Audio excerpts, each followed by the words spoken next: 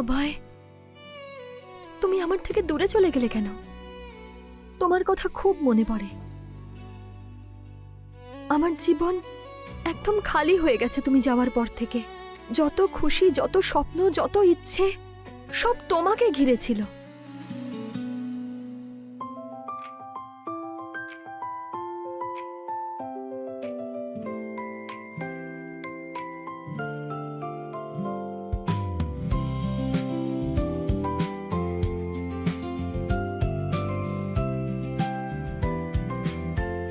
Breakfast করে নিন বাবা।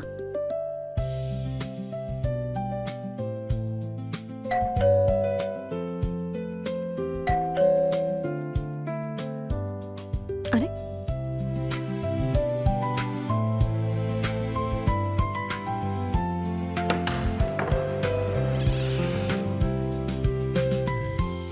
কে ওখানে? কে? কেউ তো নেই এখানে।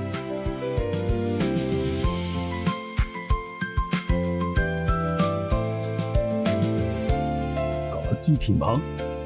ওই বাবা, আমি আজ থেকে 6 মাস আগে জবের জন্য অ্যাপ্লাই করেছিলাম। আজ তারই জয়েনিং লেটার এসেছে। আরে বাহ, এ তো খুব আনন্দের খবর। এটা এমন কিছু ভালো খবর নয় কেন? বাবা। আরে তুমি যে জব পাচ্ছ মা, সেই সুযোগে আমি একটু মিষ্টিও খেতে পারবো। বাবা, যদি আমি চাকরি করতে চলে যাই, আপনার খেয়াল কে রাখবে আমি না থাকলে? কিন্তু মা, আমার, তোমার আর এই ঘরের খরচও চালাতে হবে না।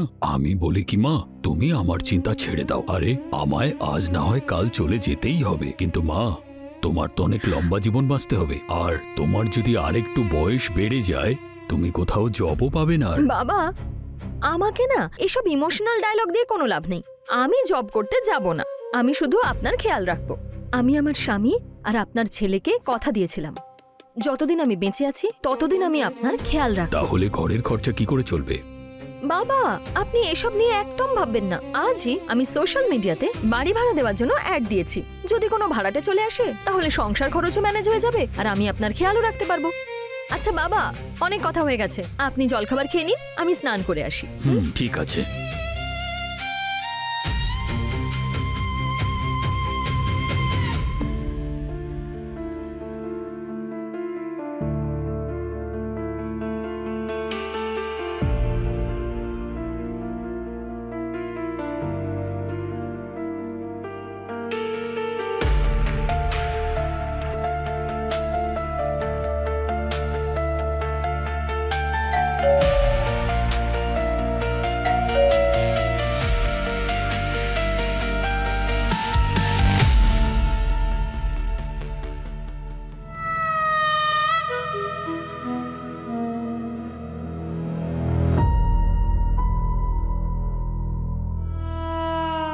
ইয়েস, আপনি কে?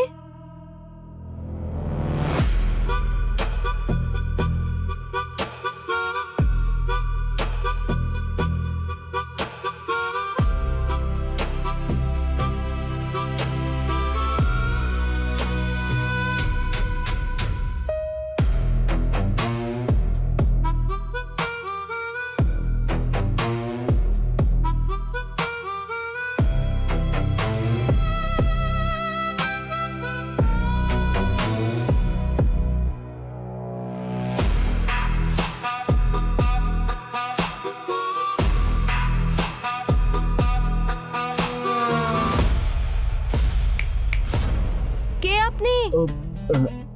আমার নাম হলো ভাড়াটিয়া, মানে বলছিলাম যে আমার নাম বিকি কুমার।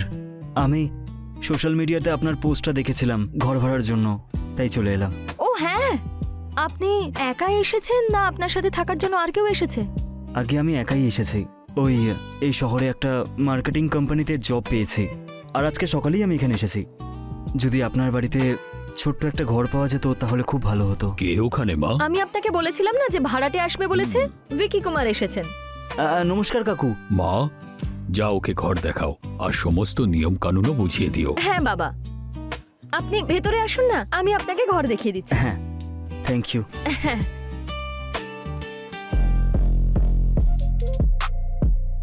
সো ভিকি, এটা হলো আপনার ঘর, ফুললি ফার্নিশড উইথ বাথরুম। পছন্দ হয়েছে? সত্যি খুব সুন্দর, দেখেই পছন্দ হয়ে গেছে। I am sorry, I didn't get you. মানে বলতে চাইছিলাম যে রুমটা সত্যিই খুব সুন্দর, দেখেই পছন্দ হয়ে গেছে। হ্যাঁ, রুমটা। ও, এখানকার rules, no drinking, no smoking, একদম বারণ। আর কোনো প্রবলেম হলে ইউ কুড আস্ক মি। হ্যাঁ, প্রবলেম তো আছেই। ওই আমি না রান্না করতে পারি না, আর বাইরের খাবার আমার শ্যুট করে না, তাই আপনি কি একটা হ্যান্ডসাম ছেলের জন্য খাবার তৈরি করতে পারবেন? ও সেটার জন্য আমি আপনাকে পেও করে দেবো। তো ঠিক আছে, অ্যাডভান্স ভাড়া 10,000 আর খাওয়ার টাকা আলাদা করে 8,000। ওকে ওকে, 10 আর এই যে পুরো আছে। আর খাওয়ার জন্য শার্প 1টার সময় নিচে চলে আসবেন, ওকে? ওকে।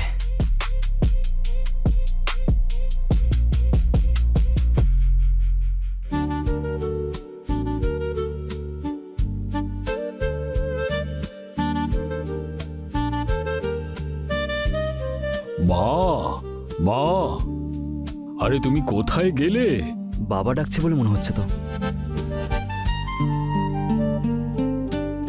খুব খিদে পেয়েছে মা। মা, কি কি হয়েছে বাবা? তুমি কেন এসেছো? তুমি কি আমার বৌমা? আরে না না, আসলে কি তাহলে কেন এসেছো? আরে বাবা, তুমি তোমার বৌমাকে বারবার ডাকছিলে, ও তো আসেনি, তাই আমি চলে এলাম। বলো না কি কাজ আছে, আমি করে দিচ্ছি। ওই লাঞ্চের টাইম হয়ে গেছে, আমার খুব জোরে খিদে পেয়েছে, সেই জন্য আমার বৌমাকে ডাকছিলাম আমি। ও এইটুকু ব্যাপার, ঠিক আছে আমি নিয়ে যাচ্ছি।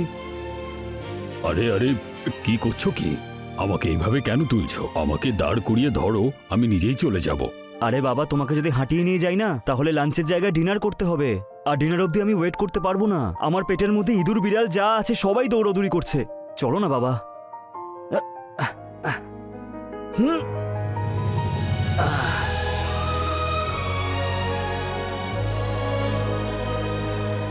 আরে আরে আরে, তুমি বাবাকে এরকম কোলে তুলে নিয়ে আসছো কেন? আরে চেয়ারটা টানো, চেয়ারটা। হ্যাঁ,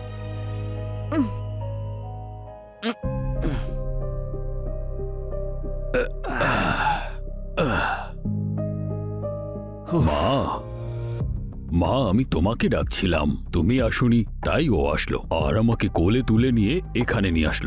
সরি বাবা, আমি বাথরুমে জামা কাপড় কাচ্ছিলাম, সেই জন্য আপনার কথাই শুনতে পাইনি। বাবা এই বয়সে কিন্তু তোমার ওজন কিন্তু খুব বেশি। আমার না অবস্থা খারাপ হয়ে গেছে। বিদেশি পাউডার খেলে না বাবা, অবস্থা এরমই হবে। আরে বাবা, আমার বডিটা না দেশীয় খাবার দিয়েই তৈরি। আসলে কি বলতো, আমি এতটা এসেছি তাই হাঁপিয়ে গেছি, সেই জন্য। নাহলে আমি হাতিকেও তুলতে পারবো। হ্যাঁ, প্লাস্টিকের হাতি হয়তো তুলবে তুমি। আচ্ছা ঠিক আছে, তুমি বসো, আমি খাবার বাড়ি। ঠিক আছে ঠিক আছে।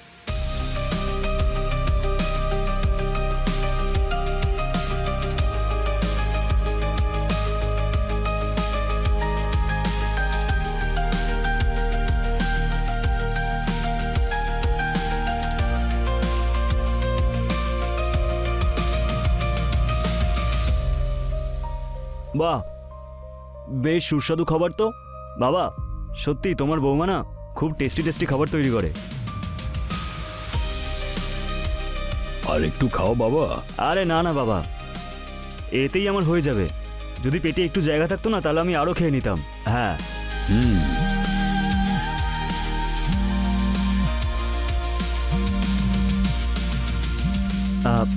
এক মিনিট।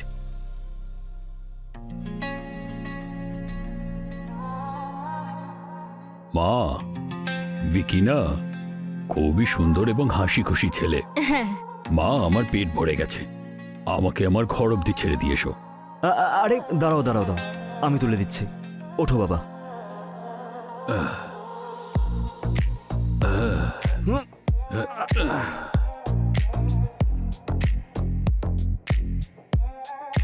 আমি সত্যিই বলেছিলাম, মিথ্যে বলছিলাম না।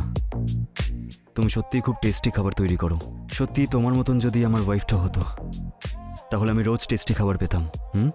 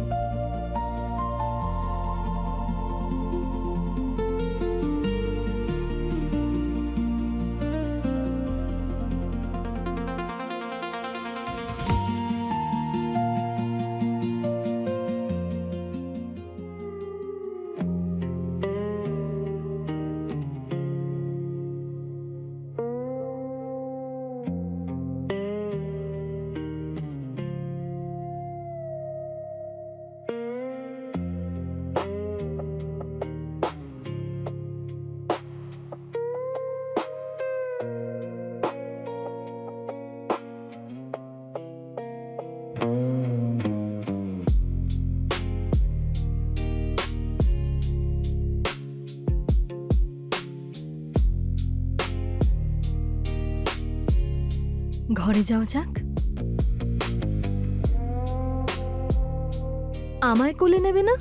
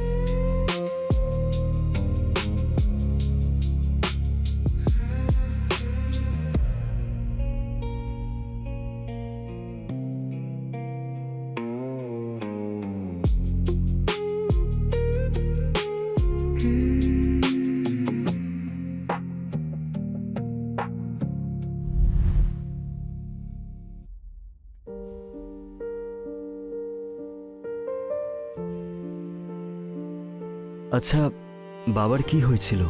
আমার বিয়ের মাত্র 1 মাসই হয়েছিল। আমরা সবাই মিলে বাইরে গেছিলাম ঘুরতে, তখনই আমাদের কার অ্যাক্সিডেন্ট হয়েছিল। আর সেই কার অ্যাক্সিডেন্টেই আমার হাজবেন্ড আর শাশুড়ি দুজনেই মারা যান। আমার সামান্য একটু আঘাত লেগেছিল, কিন্তু সবথেকে বেশি আর সাংঘাতিক আঘাত বাবার লেগেছিল, আর সেই জন্যই উনি হাঁটতে পারেন না। আচ্ছা, তুমি আর বিয়ের ব্যাপারে ভাবনি? এমনটা নয় যে কখনোই এরকম ভাবিনি, কিন্তু যদি আমি দ্বিতীয়বার বিয়ে করে এই বাড়ি ছেড়ে চলে যেতাম তাহলে বাবার দেখাশোনা কে করত? এই ভয়েই আমি আর কখনো বিয়ে করিনি। ভিকি, হুম। কথা দাও, তুমি আমায় কখনো ছেড়ে চলে যাবে না তো? আমি কথা দিচ্ছি, কোনোদিনও যাব না।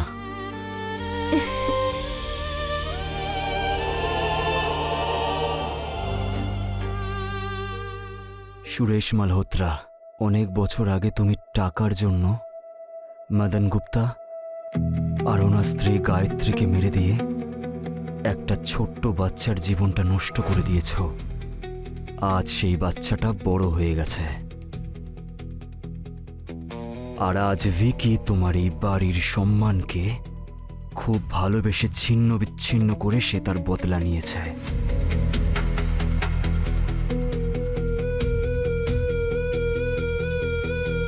দু বছর আগে আমার ছেলে আর আমার স্ত্রীকে আমার কাছ থেকে কেড়ে নিয়েছে, আর সারা জীবনের জন্য আমাকে পঙ্গু বানিয়ে দিয়েছে ভগবান।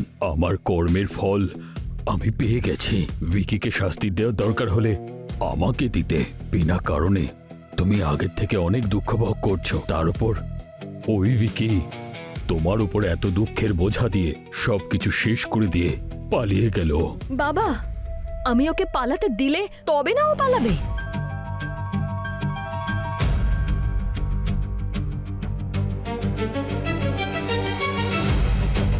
Hello police. ইন্সপেক্টর, আপনি? মিস্টার ভিকি গুপ্তা, আপনাকে অনিতা জয়সওয়ালের রেপ কেসে গ্রেপ্তার করা হচ্ছে। চলুন আমার সাথে, তাহলে ইয়েস। নিয়ে চলো একে। ওকে। কিন্তু ইন্সপেক্টর বাবু,